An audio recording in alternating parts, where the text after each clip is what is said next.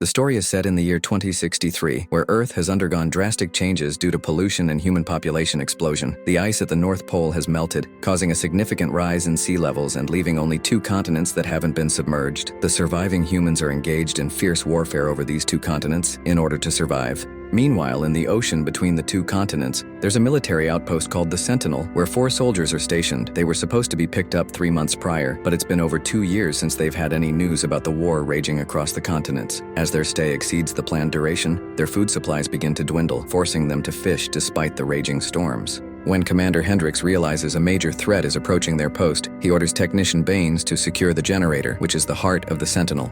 While Baines is on the job, he notices some pipes starting to leak. As he tries to fix them, he gets stuck but manages to free himself.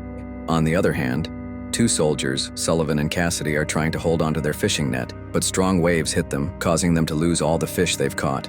Luckily, they manage to survive the ordeal, and the Sentinel also holds up despite being hit by a 30-foot wave. After the incident, the 4 soldiers got into a heated debate about who was responsible for losing the fish, but Hendricks quickly intervened. Baines asked why they couldn't contact headquarters for help, and Hendricks explained that their telegraph was only for sending reports. After the situation calmed down, Sullivan resumed his daily report using the telegraph, informing headquarters that there were no signs of enemy activity around the Sentinel, just like the previous months. Later, Sullivan met up with Hendricks, who was observing the outside environment. Hendricks told Sullivan to take down the weather balloon, which he thought was a nuisance. When Sullivan looked out to sea, he suddenly spotted a ship passing close to the Sentinel. Cassidy confirmed that the ship had been detected on radar. Initially, Sullivan was thrilled, thinking it might be the ship that was supposed to pick them up.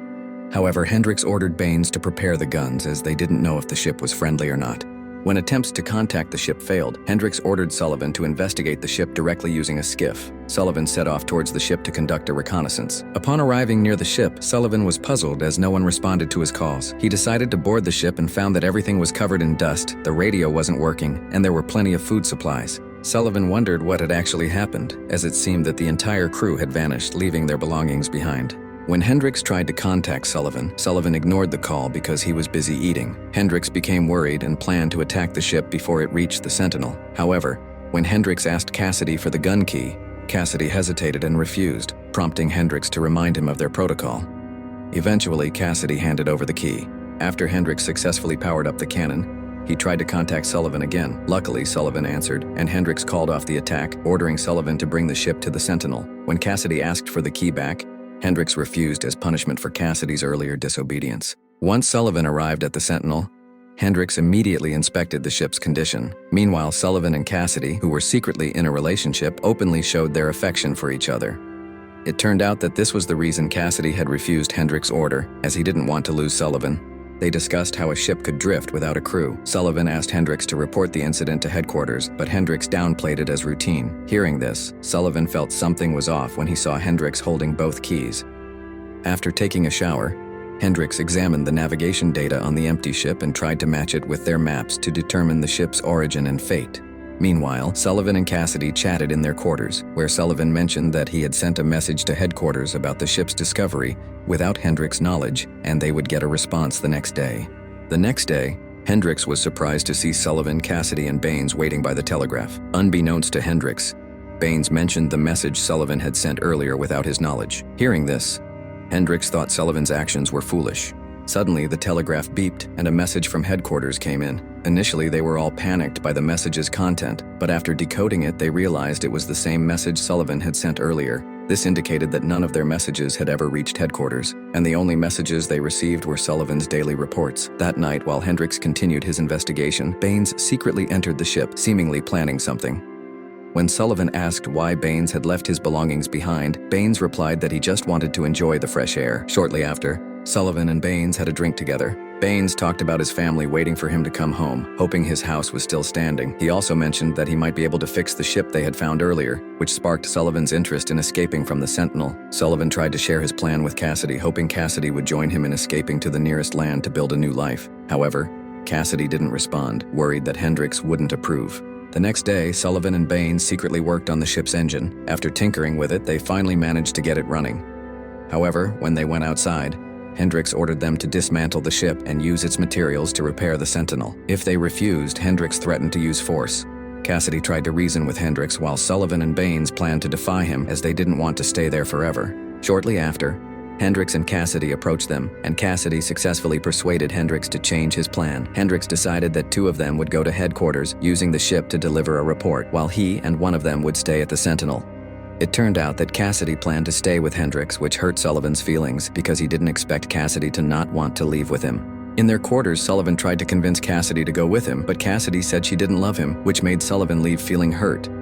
However, after Sullivan left, Cassidy cried because she actually loved Sullivan and said those words to make Sullivan go with Baines without thinking about her. Before leaving, Hendricks handed Sullivan some documents and told them to be careful of enemies. When Sullivan tried to convince Hendricks to go together, Hendricks refused.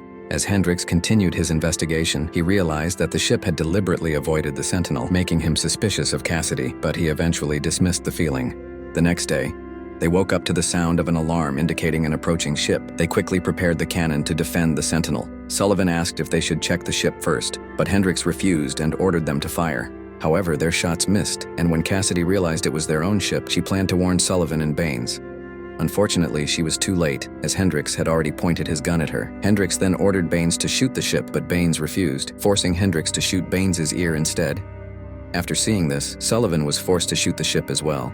When Hendricks let his guard down, Cassidy hit him on the head, knocking him unconscious. They then locked Hendricks in the storage room, and Cassidy took both keys that Hendricks always carried. After the incident, Baines said he no longer cared about the Sentinel. Then Cassidy told Sullivan that what she had said earlier was a lie because she didn't want Sullivan to leave without thinking about her. When Sullivan tried to give Hendricks food, Hendricks shared the results of his investigation, which concluded that the ship had planned to arrive at the Sentinel 3 months ago, but suddenly changed course and stopped at a certain point until they found it.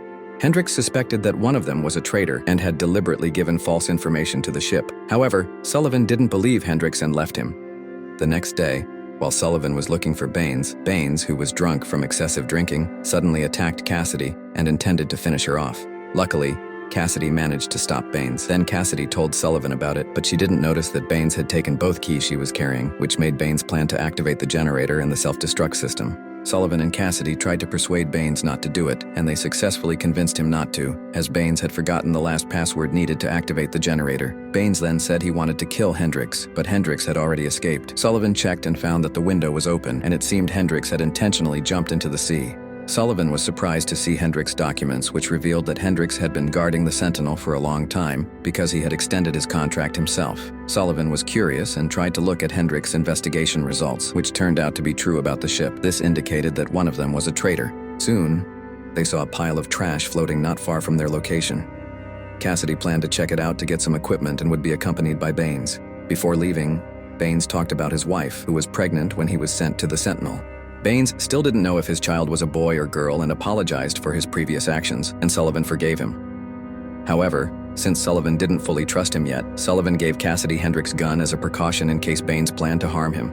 After they both left, Sullivan tried fishing to catch some fish and add to their food supply. However, instead of catching fish, he found Hendricks' dead body with a gunshot wound to the head. Sullivan, curious, then examined Baines's documents and found that Baines was just a regular technician with a bad habit of excessive drinking. Sullivan also checked the guard schedule and discovered a shocking fact that Cassidy was on guard duty when their pickup ship arrived, between midnight and 6 a.m. Additionally, Sullivan found that the transmitter at the Sentinel could be removed, indicating that Cassidy had deliberately trapped the pickup ship to kill everyone there. Shortly after, Cassidy arrived and said that Baines had intentionally jumped towards the pile of trash and didn't want to return. Although Sullivan knew Cassidy was lying, he didn't do anything because he was too afraid to confront Cassidy. The next day, when Cassidy woke up, Sullivan was gone. And when she tried to contact him, Sullivan finally revealed that he knew Cassidy was a traitor and had mercilessly killed Hendricks and Baines. Sullivan planned to destroy the Sentinel because he no longer cared about anything. Cassidy finally revealed her reason for doing all this, to save her people because their land was threatened by flooding. However, Sullivan no longer trusted her. When Sullivan tried to activate the radiator to explode, nothing happened, except for a message that Baines had said earlier. It turned out that Baines had modified the radiator's program so it couldn't be used to fire the cannon or destroy the Sentinel. After that, Sullivan and Cassidy agreed to make peace and decided to work together to survive at the Sentinel, doing their daily routines without thinking about the outcome of the war. Don't forget to like, comment, and subscribe so you don't miss the next movie recaps.